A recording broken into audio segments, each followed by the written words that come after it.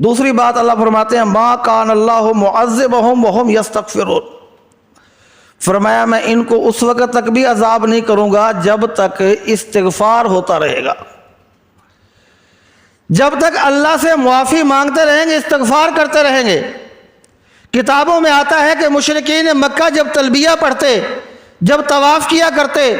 تو اس میں غفرانہ کا یہ الفاظ ادا کیا کرتے کہ اللہ ہم تجھ سے توبہ کرتے ہیں، ہم تجھ سے معافی مانگتے ہیں، ہم تجھ سے استغفار کرتے ہیں۔ تو اللہ فرماتے ہیں یہ استغفار تو کر رہے ہیں نا کسی صورت میں،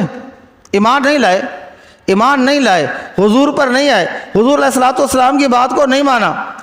لیکن استغفار کر رہے ہیں، مجھ سے توبہ کر رہے ہیں، مجھ سے معافی مانگ رہے ہیں، تو میں دنیاوی عذاب سے تو ان کو بچا لوں گا۔ یعنی ان کے کہنے پر، ان کے استغفار پر اور ان کے بار بار اللہ سے معافی مانگنے پر، مسلمان نہ ہونے کے باوجود، اہل ایمان نہ ہونے کے باوجود اللہ نے دنیا کا عذاب ٹال کے رکھا۔ اگر مسلمان استغفار کرے گا تو کیا خیال ہے اللہ پاک کتنا دے گا؟ اچھا، حضور کے ہونے کی وجہ سے کافروں پر سے عذاب ٹلا، تو جو ایمان والے ہیں، جو ایمان لے آئے ہیں، ان کے لیے اللہ پاک کے پاس کتنے پیکج ہوں گے؟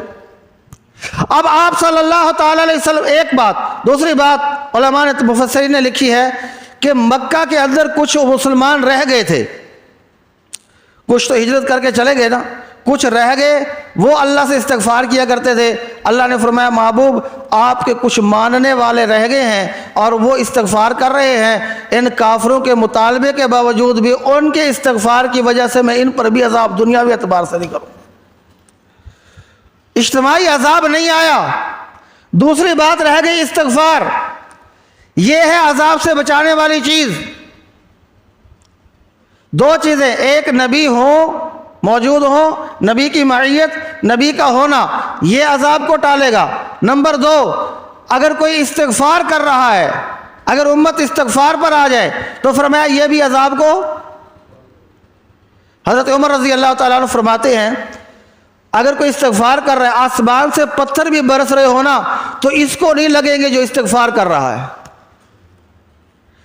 جو استغفر اللہ کہہ رہا ہے، جو اللہم اغفر لی کہہ رہا ہے، جو استغفر اللہ الذی لا الہ الا هو الحی القیوم واتوب الیہ، اللہ تعالیٰ سے معافی مانگ رہا ہے، جو رب سے معافی مانگ رہا ہے، آنے والا کوئی بھی عذاب اس کو نہیں پہنچے گا، کیونکہ اللہ پاک نے قرآن میں کہہ دیا کہ میں ان کو عذاب نہیں کروں گا جب تک یہ استغفار کرتے رہیں گے۔